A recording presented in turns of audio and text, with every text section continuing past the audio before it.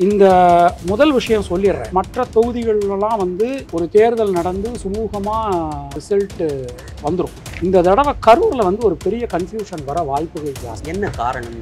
ஏன்னா கரூரினுடைய எண்ணெய் நாடு 8.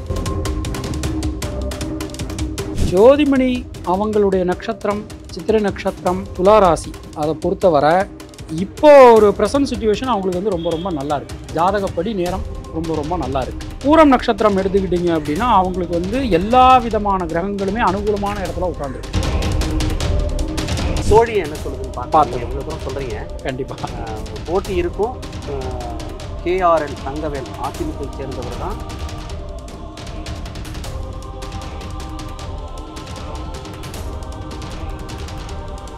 அங்கே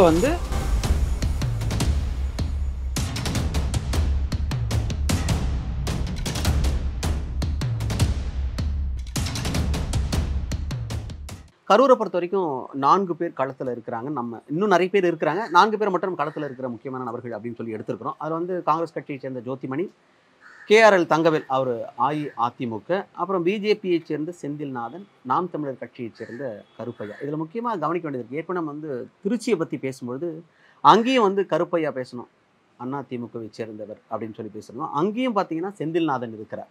அதே மாதிரி கரூர்லேயும் இந்த 2 பேருமே அவங்க 2 பேர் கிடையாது, அதே பெயரை கொண்டவர்கள் இங்கேயும் களத்தில் இருக்கிறாங்க அப்படின்றத நம்ம குறிப்பிட்டு சொல்ல விரும்புகிறோம்.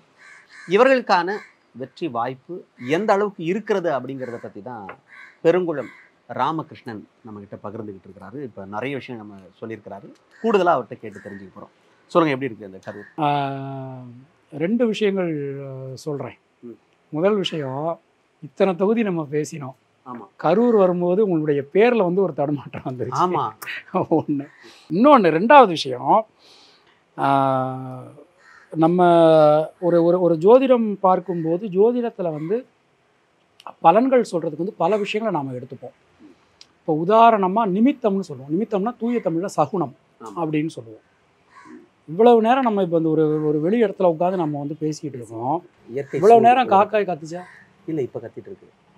கரெக்டாக கரூர் தொகுதியை பற்றி பேசும்போது மட்டும் நம்ம காக்காய் கரையுது. ஓ, அதெல்லாம் ஒரு காரணமாக இருக்குது. சரி, இந்த முதல் விஷயம் சொல்லிடுறேன். நீங்கள் மற்ற தொகுதிகளெல்லாம் ஒரு தேர்தல் நடந்து சுமூகமாக ரிசல்ட்டு வந்துடும். இந்த தடவை கரூரில் ஒரு பெரிய கன்ஃபியூஷன் வர வாய்ப்புகள் ஜாஸ்தி. என்ன காரணம்னு நினைக்கிறீங்க? ஏன்னா கரூரினுடைய எண்ணெய் நாடு 8. கரூருடைய எண் 4-8. அந்த பகுதியோடைய எண், அந்த பகுதியில் 4-8. இன்னொன்று அந்த இடத்துல போட்டியிடக்கூடிய போட்டியாளர்களுடைய எண்களுமே எல்லாமே எதிரெதிர் எண்களாக இருக்குது. ஓ, நீங்கள் ஏற்கனவே சொன்ன மாதிரி 7-2, 7-2, 1-7, 1-4 அதை மாதிரி அமைஞ்சிருக்கு. ஒத்துப்போகாத எண்ணாவே. ஆமாம், இந்த தடவை நம்ம 39 தொகுதிகளில் ஃபஸ்ட்டாக கரூர் தொகுதி மட்டும் பார்த்திங்கன்னா தேர்தல் நடந்து தேர்தல் எண்ணிக்கை முடிஞ்சு ரிசல்ட் வர வரைக்கும் ஒரு பரபரப்பாக இருக்கும். கரூருக்கு இப்படி ஒரு விஷயம் இருக்குது. ரைட். இப்போ ஃபஸ்ட்டு நம்ம எண் சரியாக அமையலன்றதான் காரணமாக இருக்குது. எண் மட்டும் இல்லை, போட்டியிடக்கூடிய வேட்பாளர்களுடைய எண்ணும் அந்த மாதிரி எண்ணும் அதை மாதிரி இருக்குது. அவங்களுடைய புதிரமாக இருக்குது. ராசி நட்சத்திரமும் அப்படி அமைஞ்சிருக்கு. அதுவும் வேறு. அது இப்போ ஃபஸ்ட்டு எடுத்த உடனே நம்ம ஜோதிமணி அக்கா அவங்க 1-2, கரூருக்கு 4-8 எண்ணு. அது சொன்னீங்க முதல்ல. ஜோதிமணிக்கு 1-2, KRL தங்கவேல் 6-1, VV செந்தில்நாதன் 2-7, கருப்பையா 6-6. 6-6 ஒத்துப்போம். 6-6 ஒத்துப்போம். இப்போ இதில் கருப்பையா எடுத்துக்கிட்டீங்க அப்படின்னா அவர் திருவோணம் நட்சத்திரம் மகர ராசி, செந்தில்நாதன் திருவாதிரை நட்சத்திரம் மிதுன ராசி, தங்கவேல் பூரம் நட்சத்திரம் சிம்ம ராசி, ஜோதிமணி சித்திரை நட்சத்திரம் துலா ராசி. இதில் நம்ம எடுத்துக்கிறோம். ஜோதிமணி அவங்களுடைய நட்சத்திரம் சித்திரை நட்சத்திரம் துலா ராசி. அதை பொறுத்தவரை இப்போ ஒரு ப்ரெசன்ட் சிச்சுவேஷன் அவங்களுக்கு ரொம்ப ரொம்ப நல்லா இருக்குது. ஜாதகப்படி நேரம் ரொம்ப ரொம்ப நல்லா இருக்குது. பூரம் நட்சத்திரம் எடுத்துக்கிட்டிங்க அப்படின்னா அவங்களுக்கு எல்லா விதமான கிரகங்களுமே அனுகூலமான இடத்துல உட்காந்துருக்கு.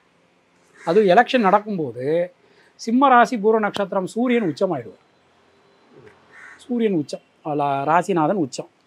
செந்தில்நாதன் ஆதிரை போராடும். ஏன்னா 2-7ங்கும் போது போராடுமே தவிர வெற்றி வாய்ப்பை வைப்பது ரொம்ப குறைவு தான். கருப்பையாவை பொறுத்தவரை ஓணம், அது 6-6 ஓணம் அப்படின்னு வரும்போது அது ஓகே, ஏதோ ஒரு கணிசமான வாக்கு பெறுவா, அவ்வளோதான். பட் ஜெயிப்பதற்கான வாய்ப்புங்கிறது தங்கவேல் ஜோதிமணிக்குள்ளே தான் நம்ம பார்க்குறோம். அப்போ காங்கிரஸா அதிமுகவா அப்படிங்கிற போட்டி தான் அங்கே கொஞ்சம் கடுமையாக இருக்கும் கரூரை பொறுத்த வரைக்கும். ஆமாம், அங்கே வந்து அதிமுக ஜெயிக்கும், தங்கவேல் ஈஸியாக ஜெயிப்பார். அப்படியா? ஆமாம். திருச்சியில் எப்படி நீங்கள் வந்து கருப்பையாவுக்கு சொன்னீங்களோ ஆமாம், அந்த மாதிரி இங்கே தங்கவேல் கேஆர்எல் தங்கவேல் ஜெயிக்கிறதுக்கான வாய்ப்புகள் பிரகாசமாக இருக்குது. காரணம் என்னென்னா அவருடைய ஜாதகப்படி இப்போ ராகு திசை நடந்துட்டுருக்கு. ராகு திசைக்கு பார்த்தேன்னா நியூமராலஜி ராகுங்கிறது வந்து 4, கரூருக்கு வந்து 4ஆம் எண் இருக்கும் பாருங்க. ஆமாம். இப்போ அவருக்கு அது வந்து இந்த இந்த இந்த காலகட்டத்தை பொறுத்தவரை அவருக்கு வந்து ரொம்ப ரொம்ப ஃபேவராக இருக்கிறது அப்படிங்கிறது வந்து ராகு தசை நடந்துருக்கு. கண்டிப்பாக அவர் ஜெயிப்பதற்கான வாய்ப்புகள் அதிகம். சாதகம் அதான் சொல்லுது. சாதகம் அதாவது வந்து நீங்கள் சொன்ன மாதிரி கரூரை பொறுத்த வரைக்கும் கடைசி வரைக்கும் ஒரு குழப்ப நிலை இருந்துகிட்டே இருக்கும், சண்டை வரும். ரிசல்ட் அறிவிக்கிறதே கொஞ்சம் டஃப்பாக இருக்கும். அப்படியா? யார் விஷயம் நடக்கும் அப்படின்னு சொல்றதுலே சிக்கல் இருக்கு. ஆமாம், சிக்கல் இருக்கு. கொஞ்சம் ஓட்டர் அதை ஓட்டிங் நடக்கிறதே கொஞ்சம் கொஞ்சம் கரடு முரடாக இருக்கும். ஏன்னா மற்ற தொகுதிகளில் நான் அது சொல்லலை பாரு. ஆமாம் ஆமாம், கரூரில் தான் தொகுதியில் வந்து அவ்வளோ எல்லாமே எதிரும் புதிருமாக இருக்கிறதுனால எண்ணும் சரியா இல்லாதனால நிறைய சிக்கல்கள் வர்றதுக்கான வாய்ப்பு இருக்கு, சர்ச்சைகள் ஏற்படுவதற்கான நிறைய சர்ச்சைகள் ஏற்பட வாய்ப்பு இருக்கு. அப்போ யார் வெற்றி அடைஞ்சாலும் இல்லை, நீங்கள் அதிமுகனே சொல்லிட்டீங்க குறிப்பிட்டு. அப்போ வந்து காங்கிரஸ் வந்து இதை எதிர்கொள்ளும் பொழுது மிகப்பெரிய அளவுக்கு விமர்சனங்களை முன்வைக்கிறது, நிறைய விமர்சனங்கள் முன்வைப்பாங்க. இது கோர்ட் கேஸ் வரைக்கும் கூட போகிறதுக்கான வாய்ப்பு. கரூர்னா இவ்வளோ தூரம்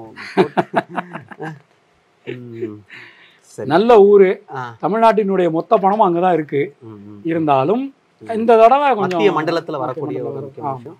சோழியை என்ன சொல்லுதுன்னு பார்த்து எவ்வளோ தூரம் சொல்கிறீங்க. கண்டிப்பாக போட்டி இருக்கும். கேஆர்எல் தங்கவேல் அதிமுகவை சேர்ந்தவர் தான் கரூரில் வெற்றி வேட்பாளராக அறிவிக்கப்படுவார் அப்படின்னு சொல்லியிருக்கீங்க. சோழியம் என்ன சொல்லுதுன்னு பார்க்கலாம்.